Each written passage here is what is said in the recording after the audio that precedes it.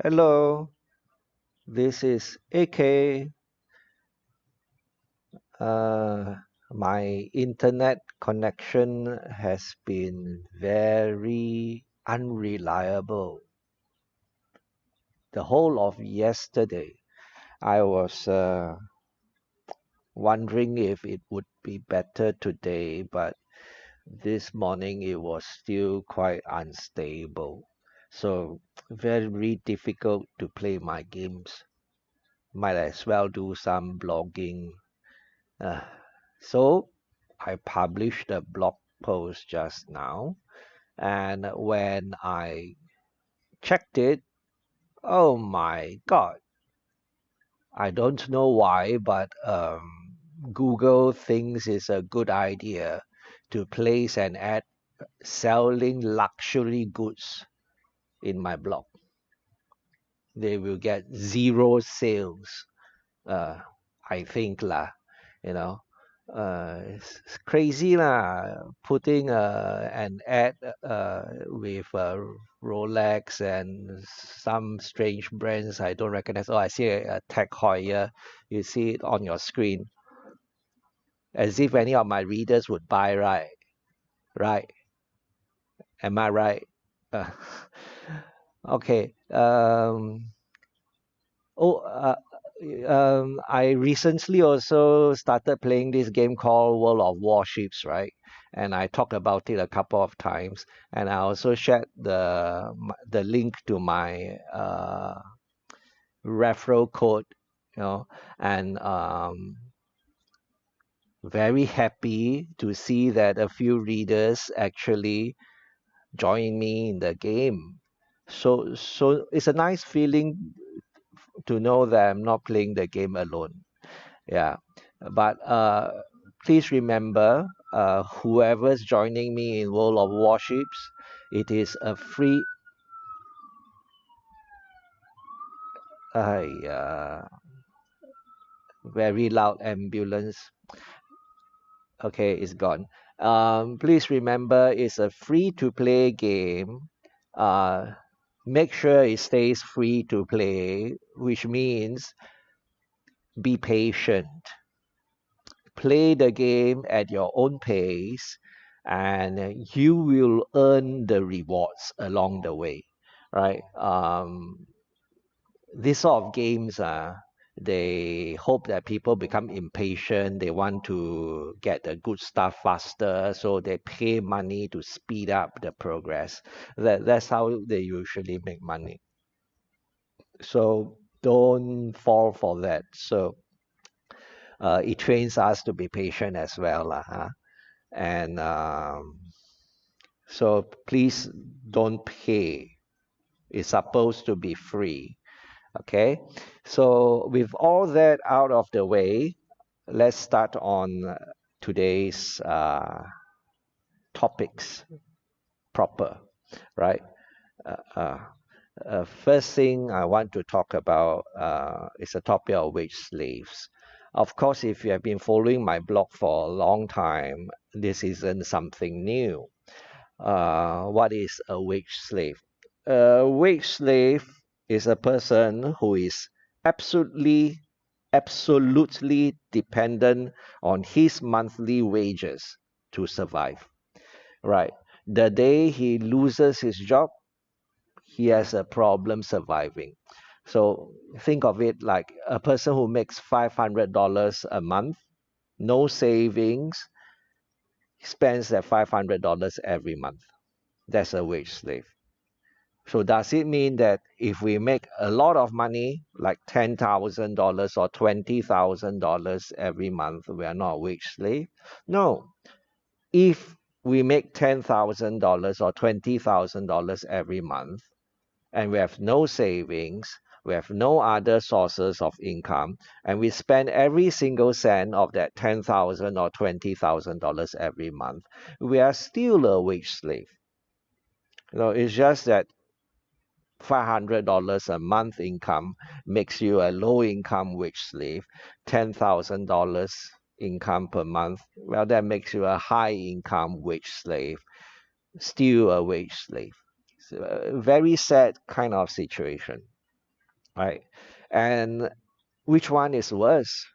I think when a person is a wage slave because he has no choice, like you make $500 a month, how much can you save? Probably not a single cent. So it's involuntary. But if a person makes $10,000 a month and he is still a wage slave, that is very sad. Because presumably he could have saved some of that money, right? So when you have a choice and you choose to be a wage slave, that's a lot worse than a person who doesn't have a choice, in my mind anyway. So I've talked about how we could break the chains of wage slavery before. I've asked a few questions. First, you ask how much money do we actually need in life? Need. So these are things we need in order to survive, right? And not how much money do we want in life. I want so much money because I want to buy a Rolex. I want to buy a Tech Heuer. I want to buy what now? What, Panerai or something, you know. So you must ask how much money do I need in life? And are these needs that I've identified really needs?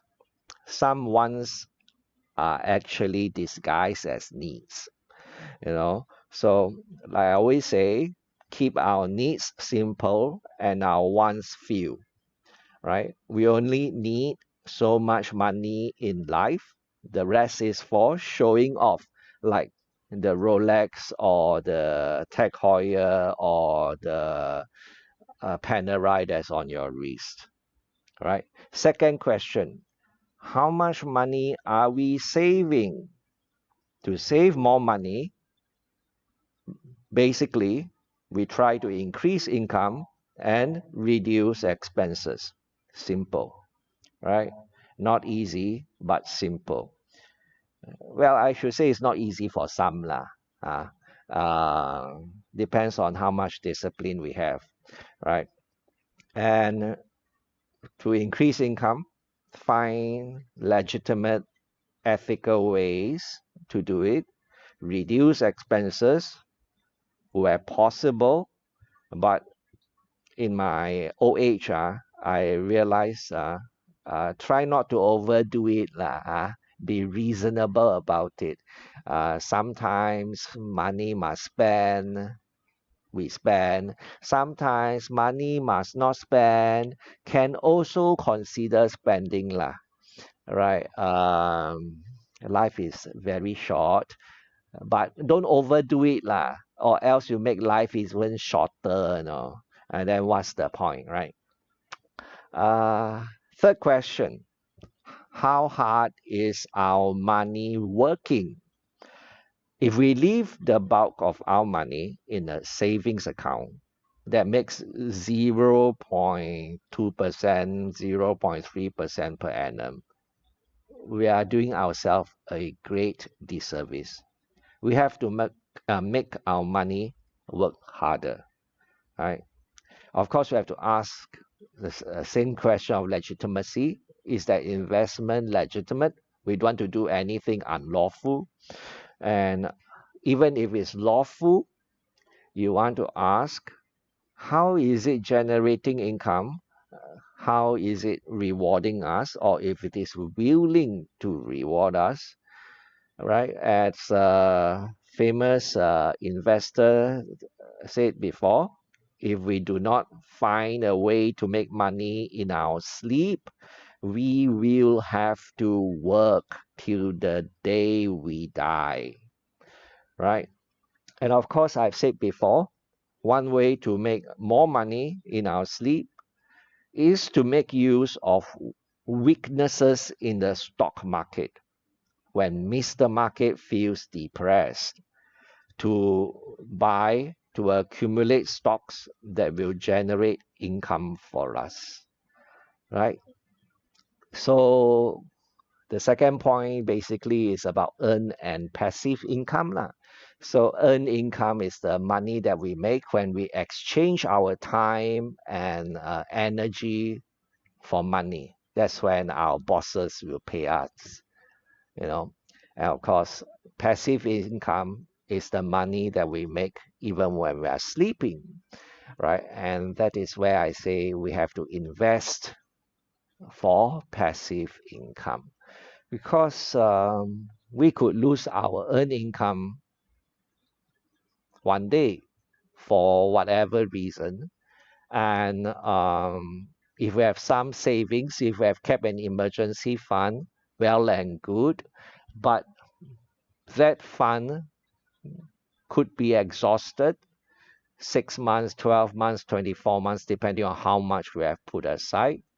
So I've blogged before about how passive income is the best insurance in the world, right? So even if we lose our earned income, we might not have to draw upon our emergency fund if we have passive income. But of course, I say we still need that emergency fund because what happens if our passive income should stop flowing for some reason? It could also happen. Always have a crisis mentality, right? And things will be a lot safer, right? Um, so if we invest for passive income, initially the amount will be quite small, right? For regular people like me anyway lah, you know. But as we add on to our investment, that dividend stream will start pouring in over time. Like it's like what Adam said in the podcast I did with the fifth person, right? When they first knew me 10 years ago, my dividend was a lot, my passive income was a smaller amount, right? When they did an interview with me, I think it was in 2017 or 2016, it was maybe $160,000. Last year it was $200,000. That kind of thing lah. You know, it's one of those things that will take time, you know, and if we are disciplined, time will do the rest, right? So we take a long-term view, invest in companies with strong balance sheet, able and willing to pay us a dividend, and they are here to stay, right? And when we are investing for income for the long term, we don't have to fear market volatility in such an instance. Okay, and that brings me to the third point on the screen, and that's high yield. For many years, bonds and T-bills have been very sad places to be because of the very low yields that they offered. So in the last 1 year, things changed, right? So especially on the shorter end, at the shorter end of the yield curve, yield is very high now. So of course, I took advantage of that and started building a T-bill ladder, and that ladder was completed in April this year. So basically now every 2 weeks I have money coming in from maturing T-bills, which I cycle into new T-bills, right? And I add to the amount whenever I could, you know, because being a retiree, I don't always have spare cash. But sometimes when I have spare cash, I'll add to the T-bill auction that I'm taking part in and strengthen my T-bill ladder. Right. So this is a very good way of benefiting from the high interest rates environment.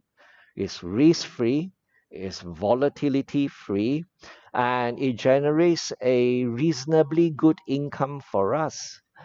And this brings me to the fourth point.